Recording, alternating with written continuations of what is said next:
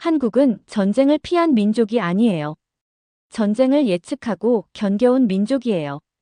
이 말을 들었을 때 말도 안 되는 얘기라고 생각했습니다. 역사상 어떤 민족도 그런 민족은 없었다고 생각했으니까요. 더구나 한국은 동아시아의 작은 나라입니다. 중국과 일본 사이에 끼어 눈치나 보며 살아온 나라였습니다. 역사도 약했고 힘도 약했고 전략 같은 건 있어 보이지도 않았습니다. 그저 세계의 큰 흐름 속에서 이리저리 휘둘리며 운이 좋아 여기까지 살아남은 나라라고 생각했습니다. 하지만 그런 나라가 수천 년 동안 단 한 번도 제국에 흡수되지 않은 유일한 민족입니다. 그런 나라가 세계에서 가장 치열하고 잔인한 생존의 전략을 설계한 민족이었습니다. 중국조차 끝내 동화시키지 못한 민족 수나라, 당나라, 몽골, 청나라. 수많은 제국이 달려들어도 끝내 정체성과 언어 문화를 지켜낸 나라. 그리고 그 모든 진실을 마주한 영국 전쟁사 교수는 말했습니다. 전쟁이란 무엇인지 저는 이 나라에서 처음 배웠습니다. 대체 무슨 사연인지 바로 시작하겠습니다. 제 이름은 에드워드 밀러입니다.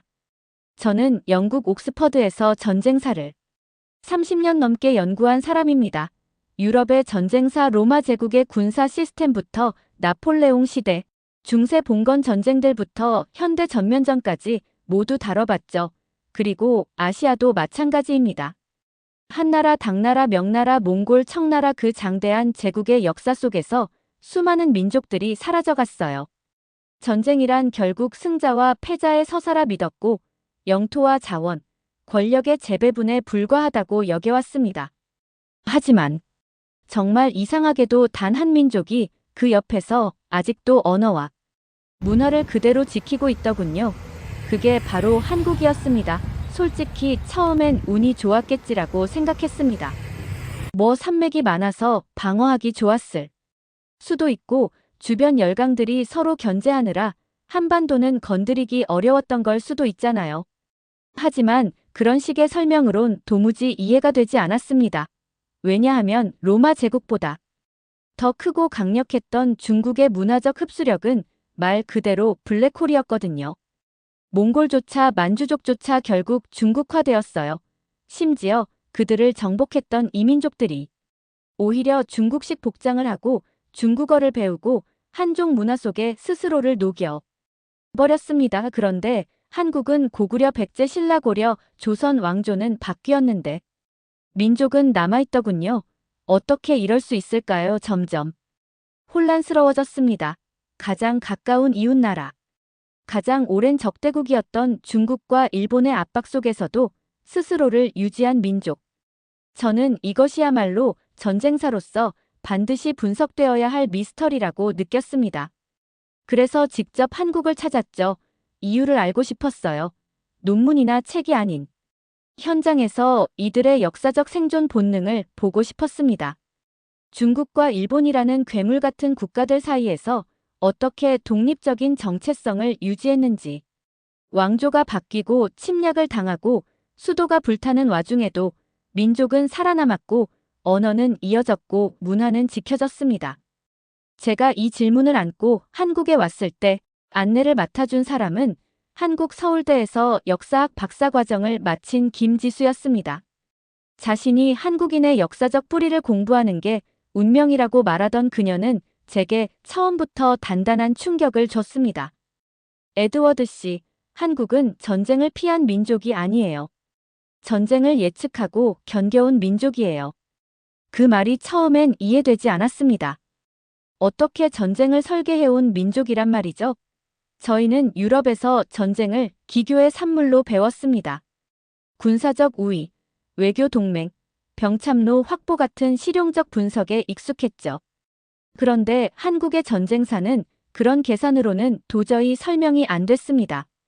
고구려가 수나라의 100만 대군을 어떻게 막았는지, 고려가 어떻게 몽골의 침략을 버텨냈는지, 조선이 임진왜란에서 어떻게 회복했는지 모두가 제겐 퍼즐이었습니다. 그러다 깨달았죠. 한국에서의 전쟁은 선택이 아닌 숙명이었다는 사실을요. 이들은 단 한 번의 패배가 곧 민족의 말살로 이어질 수 있는 위기 속에서 싸워왔습니다. 그리고 산성. 저는 로마와 프랑스, 독일의 수많은 성을 보아왔습니다. 권력의 상징이었고 귀족만이 들어갈 수 있는 폐쇄적 공간이었죠. 그런데 한국의 산성은 달랐습니다. 작고 초라해 보였던 돌담은 실은 민중 전체가 함께 오르고 버티는 공동체 전체의 생존 공간이었습니다. 남녀노소, 귀족 평민 가리지 않고 모두가 함께 돌을 던지고 물을 나르며 버틴다는 기록을 처음 봤을 때 전 전율을 느꼈습니다. 저는 유럽에서 전쟁을 명예로 배웠습니다. 한국에서 전쟁은 생존이었습니다. 유럽에서 전쟁은 선택이지만 한국에선 피할 수 없는 계산이었습니다. 그것도 공동체 전체가 참여하고 희생하는 차가운 생존 경제학이었습니다. 이후의 이야기는 더 깊습니다. IMF 때 금모으기 운동, 코로나 시기의 거리두기 협력 모두가 그 연장선이었습니다. 저는 이제 압니다. 이 민족의 전쟁사는 전쟁을 넘은 이야기였고 생존을 설계한 역사였습니다. 며칠 뒤였습니다. 지수와 함께 강화도로 향했습니다. 고려가 몽골의 침공을 피하려 수도를 옮겼던 그 섬. 한국 전쟁사의 상징 같은 공간이라더군요. 그녀가 말했습니다. 여길 보면 한국 사람들이 전쟁을 어떻게 버텨왔는지 알 수 있을 거예요. 산성이 단순한 방어시설이 아니라 공동체 그 자체였거든요. 솔직히요, 처음 그 산성을 봤을 땐 좀 실망했습니다. 유럽의 성들처럼 웅장하거나 화려하지 않았습니다. 그냥 돌담. 작고 수수하고 관광객 몇 명이 사진 찍다 가는 조용한 장소. 로마의 성체, 프랑스의 샤토, 독일의 고딕 성들과는 비교가 안 되죠. 그래서 물었어요. 이게 정말 한국의 대표적 산성이 맞습니까? 그녀는 웃으며 대답했습니다. 네. 이 성은 보여주기 위해 지은 게 아니에요. 살아남기 위해 만든 겁니다. 그 말을 듣고 성벽을 다시 봤습니다. 작고 조용한 그 돌담이 갑자기 무겁게 다가왔습니다. 그 안에 수천 명의 사람들이 함께 들어와 버텼다는 기록을 떠올렸거든요. 몽골이 침입했을 때 물도 식량도 부족한 그 안에서 몇 달을 버텼다고 합니다. 아무도 성을 포기하지 않았고 누구도 먼저 문을 열자고 하지 않았답니다. 저는 그런 게 이해가 되지 않았습니다. 유럽이었다면 벌써 계급 갈등 터지고 귀족은 도망치고 민중은 성문을 부수고 나갔겠죠. 실제로 그런 사례 많습니다. 하지만 한국에선 달랐답니다. 신분을 떠나 모두가 함께 성벽을 지켰습니다. 남녀노소, 귀족 평민 가릴 것 없이 같이 싸웠다고요. 특히 임진왜란 당시 행주산성 이야기를 들었을 때 처음엔 믿기 어려웠습니다. 여성들이 치마로 돌을 날랐다니요. 저는 솔직히 우습다고 생각했습니다. 그런데 한국 친구가 말했습니다. 그게 사실이든 아니든 중요한 건 아니에요. 그만큼 다 같이 싸웠다는 상징이에요. 그걸 우리 민족은 자연스럽게 받아들이거든요. 그 말을 듣는 순간 등골이 오싹했습니다. 유럽에서 전쟁은 남성들의 영역이었습니다. 전사는 남자였고 여성은 대피 대상이었죠. 그런데 여긴 달랐습니다. 한국 전쟁사엔 예외가 없었습니다. 전쟁은 공동체 전체의 일이었습니다. 모두가 싸웠고 모두가 버텼습니다. 심지어 어린아이들까지도요. 제가 더 놀란 건 산성의 구조였습니다. 유럽의 성은 권력의 상징이자 통제의 공간이었습니다. 귀족은 성 안에, 민중은 성 밖에 있었습니다. 하지만 한국의 산성은 그 반대였습니다. 위기 상황이 오면 모두가 함께 올라와 성 안에 모여 싸웠습니다. 그 안에서 귀족도 민중도 함께 돌을 던지고 물을 길러 나르며 버텼다는 겁니다. 한 역사 기록에선 이런 구절도 나옵니다. 아이 울음소리가 적의 함성보다 컸다. 전 그걸 읽고 눈앞이 흐려졌습니다. 이건 전쟁이 아니라 살아남기 위한 마지막 몸부림이었구나. 전쟁터가 아니라 생존터였구나. 그때 지수가 다시 말했습니다. 한국 사람들은 무기를 자랑하지 않아요. 성도 자랑하지 않아요. 단지 우리가 어떻게 함께 버텨왔는지를 기억하는 거죠. 정말 그랬습니다. 화려하지 않은 산성, 초라해 보였던 돌벽. 그런데 거기엔 인간의 의지가 담겨 있었습니다. 유럽에서 제가 보아온 성들은 웅장했지만 정작 그 안엔 따뜻함이 없었습니다. 권력을 보호하는 성이었지 사람을 품는 성은 아니었으니까요. 그런데 한국의 산성은 달랐습니다. 그건 함께 살기 위한 공간이었고 마음이 모이는 곳이었습니다. 돌을 쌓은 게 아니라 믿음을 쌓은 거죠. 저는 그걸 강화도에서 처음으로 체험했습니다. 그리고 그때부터였습니다. 전쟁사를 공부해온 제 관점이 완전히 바뀐 건 전략이 아니라 공동체, 무기가 아니라 사람. 한국의 전쟁사는 그걸 말하고 있었습니다. 지수는 절 강화도에서 조금 더 떨어진 정족 산성에도 데려갔습니다. 그 산성 역시 작고 소박했습니다. 전투용으로는 너무 좁아 보였고 방어선 치고는 허술해 보였습니다. 그런데 그 안에선 아주 특이한 유물이 발견됐다는 이야기를 들었습니다. 바로 수천 개의 조리도구와 유아용 그릇들.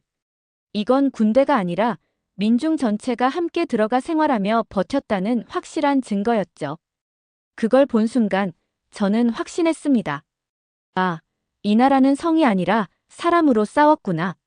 누가 전투에 참여했는지가 중요한 게 아니라 어떻게 함께 했는지가 핵심이었던 겁니다. 유럽에서 제가 배운 전쟁은 늘 지휘관 중심이었습니다. 영웅이 전략을 짜고 장군이 결정을 내리며 병사들은 명령에 따르는 구조죠. 하지만 한국은 아니었습니다. 명령만으로 움직인 게 아니었고 각자 개인이 공동체의 일원으로 스스로 움직였습니다. 그 자율성과 자발성이야말로 전쟁에서 가장 강력한 무기였다는 걸 저는 이제야 이해하게 됐습니다. 그리고 마지막 날 성곽 꼭대기에 올라 지수가 또 말했습니다. 우린 돌을 쌓은 게 아니에요. 시간을 쌓고 의지를 쌓고 함께한 마음을 쌓은 거예요. 그래서 이 산성은 아직도 무너지지 않아요. 그 말에 저는 더 이상 어떤 말도 할 수 없었습니다. 그저 고개를 끄덕이며 바람을 맞았죠.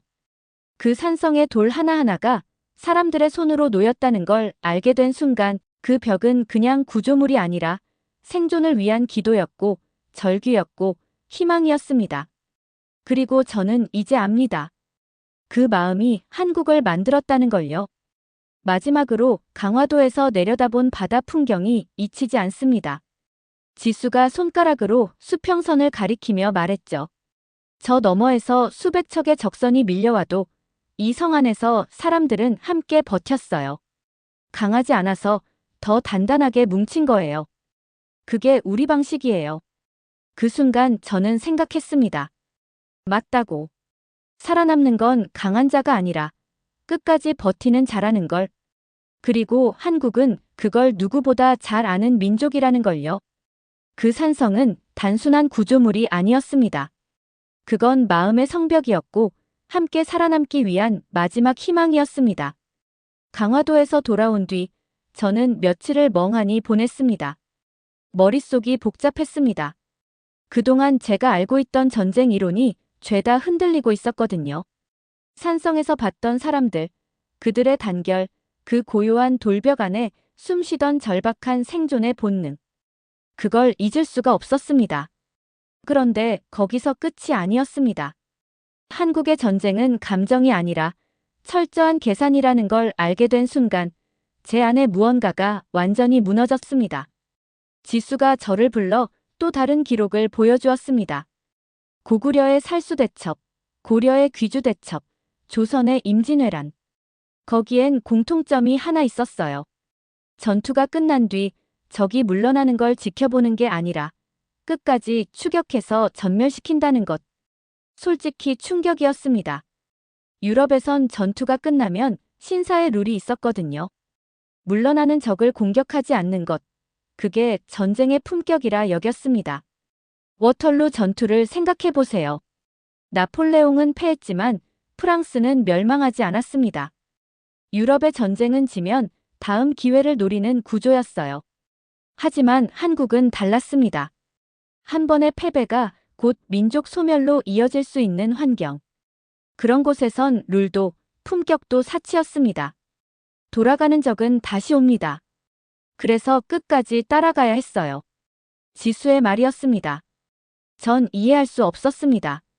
아니, 이해하고 싶지 않았던 걸지도 모르죠. 그건 너무 냉혹했거든요. 전쟁이 끝난 줄 알았는데 오히려 그 순간부터 더 치열하게 싸운다니. 그 개념은 이순신 장군에게서 절정에 달합니다. 저는 노량해전에 관한 기록을 읽고 손을 멈췄습니다. 전쟁은 끝난 상태였습니다. 일본군은 철수 중이었고 명나라 장수는 그냥 돌려보내자고까지 했습니다. 그런데 이순신은 끝까지 쫓아가 전투를 벌였고 본인도 전사했습니다. 왜요? 왜 그렇게까지 해야 했을까요? 지수가 말했습니다. 그들이 돌아가면 다시 올 테니까요. 그걸 알고 계셨던 거예요. 전쟁은 끝이 아니라 다음 전쟁을 막기 위한 마지막 싸움이었던 겁니다. 전 그때 깨달았습니다. 이 민족은 적을 지금 이기려고 싸운 게 아니라 다음 세대가 싸우지 않도록 하기 위해 싸운 거였어요. 전쟁의 목적 자체가 다르다는 거죠. 그걸 단적으로 보여주는 게 교환비 개념이었습니다. 한국 전쟁사의 근간이라 해도 과언이 아닌 개념이죠. 하나를 잃으면 적어도 열을 빼앗아야 한다. 처음엔 정말 너무 비인간적으로 느껴졌습니다. 전쟁을 수학처럼 보는 건 저 같은 사람에겐 냉정하게만 보였거든요. 그런데요, 가만히 생각해보면 그게 제일 인간적인 전략이었습니다. 그래야 모두가 살아남을 수 있었거든요. 유럽처럼 인구도 자원도 풍족하지 않은 나라에선 전투 하나를 이겨도 회복이 안 되면 다음 전쟁에서 끝장이 나는 겁니다. 그러니 한 전투로 모든 걸 끝내야 했고 숫자로 승리를 보장해야 했습니다. 이 개념은 무기에도 적용됐습니다. 활. 한국인은 활을 정말 잘 쐈다고 하더군요. 저도 그 얘긴 많이 들었습니다. 처음엔 유럽식 낭만을 기대했죠. 중세 궁수들처럼 명예와 품격을 갖춘 전사. 하지만 아니었습니다. 한국의 활은 철저하게 효율을 위한 도구였습니다. 강하지 않고 오히려 부드러웠답니다. 왜냐면 빠르게 쏴야 하니까요. 수적 열세를 극복하려면 한 명의 궁수가 10명을 죽여야 하는 구조였고 그러려면 활이 단단해서는 안 됐던 겁니다. 활을 예술처럼 여겼던 유럽의 시각에선 도저히 이해되지 않는 선택이었죠. 하지만 한국에선 실수가 곧 공동체의 몰살로 이어질 수 있었으니 그 어떤 전사보다도 궁수가 생존의 핵심이었던 셈입니다. 활을 못 쏘는 사람은 유전자가 살아남지 못했을 거예요. 지수가 농담처럼 말했지만 전 웃을 수 없었습니다. 그게 진짜 현실이었거든요. 유럽에서 활은 명예였지만 한국에선 생존이었습니다. 그게 전부는 아니었습니다. 전략까지도 전부 숫자였습니다. 언제 싸울지, 어디서 싸울지, 어느 타이밍에 물러날지까지 수학적으로 계산됐습니다. 그리고 무엇보다 싸움을 끝낼 수 있을 때는 반드시 끝내야 했습니다. 미련도 여지도 남기지 않는 전투. 그래서 고구려는 퇴각 중인 수나라 군을 끝까지 따라가 전멸시켰고 이순신은 돌아가는 적을 결코 그냥 보내지 않았습니다. 이제야 알겠습니다. 이 민족은 감정이 아니라 철저한 생존 전략으로 전쟁을 대했습니다. 저는 유럽의 전쟁사를 연구하면서도 늘 전투가 끝나면 다음이 있다고 여겼습니다. 하지만 한국은 그 다음이 없을 수도 있다는 걸 아는 민족이었습니다. 그건 냉정한 철학이자 절박한 생존의 방식이었습니다. 그리고 바로 그 철학이 한국을 수천 년간 이 자리에서 살아남게 만든 진짜 이유였습니다. 그리고 저는 이제 압니다. 전쟁은 이긴다는 게 목적이 아니라 다시는 지지 않게 만드는 것이라는 걸요. 한국에 머문 마지막 주였습니다. 여정의 끝이 다가오고 있었고 저는 이상하리만치 조용해졌습니다. 마음속에 무거운 것이 가라앉듯 내려앉아 있었고 그게 정확히 뭔지는 알 수 없었지만 가볍지 않았습니다. 산성의 단결, 전쟁의 수학, 활의 철학. 다 본 줄 알았지만 마지막 순간에 와서야 한국이라는 나라가 가진 진짜 무기를 알게 됐습니다. 그건 바로 이중성이었습니다. 지수와 마지막 저녁을 함께 했습니다. 식당 창밖엔 겨울 초입에 서울이 어슴풀에 내려앉고 있었고 저는 망설이다가 조심스럽게 물었습니다. 지수 씨, 평소 한국 사람들은 정말 경쟁도 심하고 꽤 이기적인 모습도 많지 않나요? 그런데 위기 상황만 되면 완전히 다른 민족처럼 단결하던데요. 어떻게 그 두 가지가 같이 존재할 수 있는 겁니까? 지수가 웃으며 말했습니다. 그게 바로 한국인의 힘이에요. 평소엔 개인으로, 위기 땐 공동체로. 우리는 원래 그래요. 처음엔 믿기 어려웠습니다. 유럽에선 개인주의가 강한 나라는 위기 때 쉽게 무너지고 공동체 중심의 나라는 평소에도 타인을 배려하고 협력하는 게 자연스럽습니다. 그런데 한국은 그 두 극단을 아무렇지 않게 넘나듭니다. 평상시엔 무서울 정도로 이기적이지만 위기만 닥치면 아무 설명도 없이 한순간에 뭉칩니다. 저는 처음엔 그게 위선이라고 생각했습니다. 그런데 아니었습니다. 그건 양면성이 아니라 완성된 하나의 생존 메커니즘이었습니다. 전쟁이 일상처럼 반복되던 역사를 가진 민족만이 이런 생존법을 터득할 수 있겠죠. 전투가 끝난 후 살아남기 위해선 개인은 강해져야 했고 침략이 시작되면 공동체로 전환해야 했습니다.